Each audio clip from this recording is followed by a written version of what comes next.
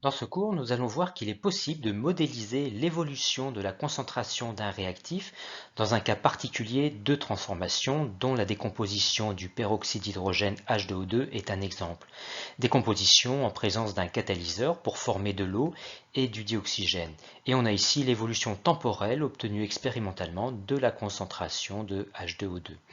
Et nous allons voir que cette décroissance n'est pas quelconque, mais au contraire très particulière et qu'elle peut même être modélisée par une fonction mathématique. C'est l'objectif du cours. Et de ce cas particulier qui nous intéresse, on dit qu'il obéit à une loi de vitesse d'ordre 1. Et nous allons en voir tout de suite la signification.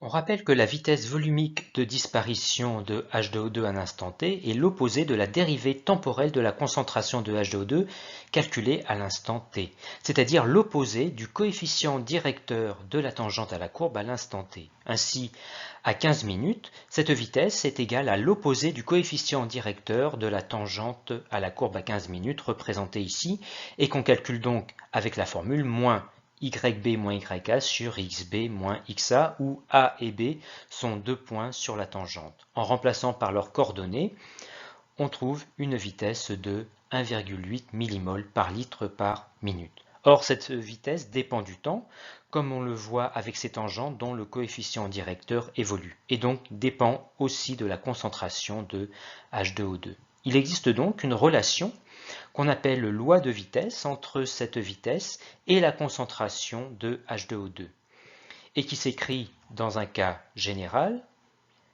constante K, appelée constante de vitesse et qui ne dépend que de la température, fois la concentration de H2O2 puissance n, où n est un nombre quelconque a priori et qu'on appelle l'ordre. Et dans le cas général, on dit que la loi de vitesse est d'ordre n. Afin de retrouver expérimentalement la valeur de l'ordre n dans notre transformation, donnons à l'aide de la courbe des couples concentration-vitesse à différents instants.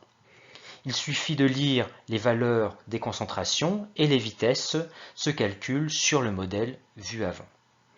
Si on calcule maintenant le rapport vitesse sur concentration à ces instants, rapport exprimé en minutes moins 1, vu les unités de la concentration et de la vitesse, on remarque que ce rapport est constant et de valeur approximative 0,066 minutes moins 1, soit une vitesse de disparition qui est égale à 0,066 fois la concentration de H2O2.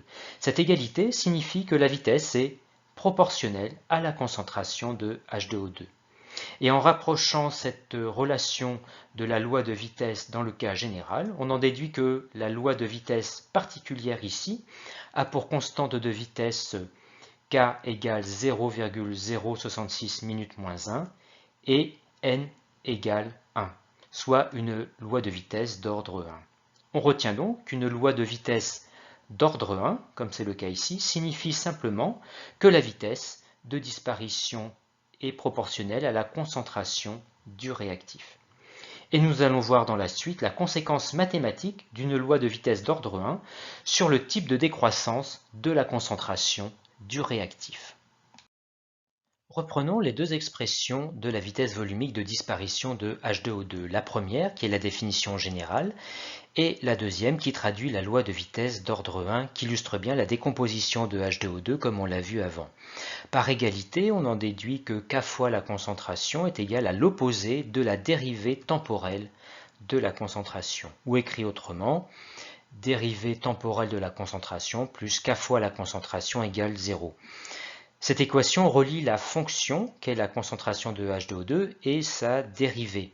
Une telle équation est dite équation différentielle. Et comme la fonction et sa dérivée sont chacune dans des termes différents, on dit qu'elle est linéaire.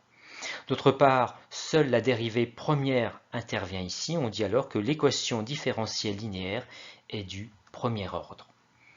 Un point mathématique s'impose pour connaître la solution d'une telle équation du type général y' plus ay égale 0, où y est la fonction, petit t la variable et petit a une constante. On retient que sa solution générale est toujours exponentielle de la forme y de t égale grand A fois exponentielle de moins a fois t, où petit a est la même constante que dans l'équation différentielle et grand A une autre constante qu'on identifie en réécrivant la solution générale mais à t égale 0. On dit qu'on se place dans les conditions initiales, soit y de 0 égale grand A fois exponentielle de moins A fois 0, soit A fois exponentielle de 0, et comme exponentielle de 0 égale 1, égale A. A est donc la valeur initiale de y. On retient donc que la solution unique à l'équation différentielle est y de t égale la valeur initiale de y, soit y0, fois exponentielle de moins a fois t, où petit a est la même constante que celle qui est devant y dans l'équation différentielle. Revenons à notre équation, qui est bien du type y' plus ay égale 0, avec pour y la concentration de H2O2 et pour petit a la constante de vitesse k. On en déduit donc que la solution unique à notre équation différentielle est concentration de H2O2 égale la valeur initiale de cette concentration fois exponentielle de moins k fois t. On retient qu'une loi de vitesse d'ordre 1 signifie que la concentration du réactif décroît exponentiellement. Nous pourrions tester la décroissance exponentielle sur notre courbe expérimentale grâce à un logiciel comme Regressi en choisissant la modélisation correspondante. Nous trouverions alors une très bonne corrélation confirmée par un écart expérience-modèle très proche de 0% et des valeurs A et B calculées par Regressi conformes aux attentes. 0,073 étant bien la valeur de la concentration initiale de H2O2 et 0,066 étant bien la valeur de la constante de vitesse déterminée précédemment. Nous allons voir dans la suite les conséquences très caractéristiques de la décroissance exponentielle sur le temps de demi-réaction, ce qui nous permettra d'avoir d'autres outils pour tester une loi de vitesse d'ordre 1. Rappelons que le temps de demi-réaction est le temps au bout duquel la concentration initiale du réactif limitant est divisée par 2. Dans notre exemple, H2O2 étant le seul réactif, il est donc limitant. On repère la moitié de sa concentration initiale et on déduit par lecture graphique un temps de demi-réaction de 10,5 minutes. Dans le cadre de la loi de vitesse d'ordre 1, nous allons pouvoir établir l'expression de ce temps de demi-réaction. Pour cela, on va exploiter la loi de décroissance exponentielle de la concentration de H2O2 qu'on écrit à T1,5. La concentration de H2O2 est égale à la moitié de la concentration initiale et on remplace dans le membre de droite T par T1,5. L'objectif est ici d'isoler T1,5.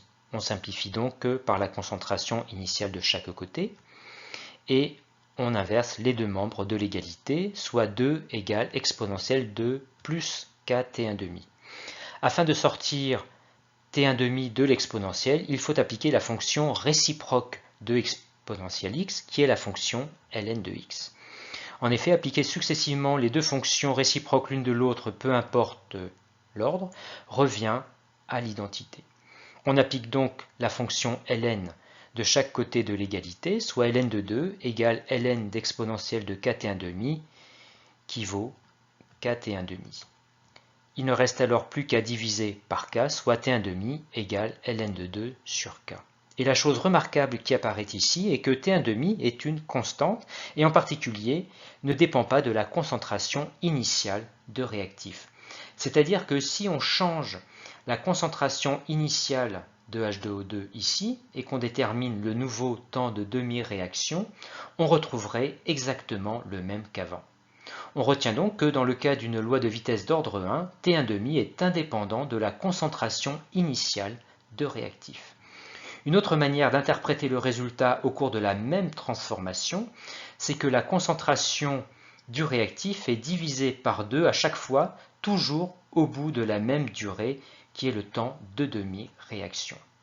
Voilà donc les deux particularités du temps de demi-réaction dans le cas d'une loi de vitesse d'ordre 1 que l'on peut mettre à profit pour tester si l'évolution d'une concentration d'un réactif suit ou non une loi de vitesse d'ordre 1. Et pour finir, on remarque qu'avec la mesure de T1,5 et la formule de T1,5, on peut en déduire la constante de vitesse, K, qui est égale à ln de 2 sur T1,5, et en remplaçant par T1,5, on trouve une valeur de 0,066 minutes moins 1. On retrouve bien la valeur déterminée auparavant.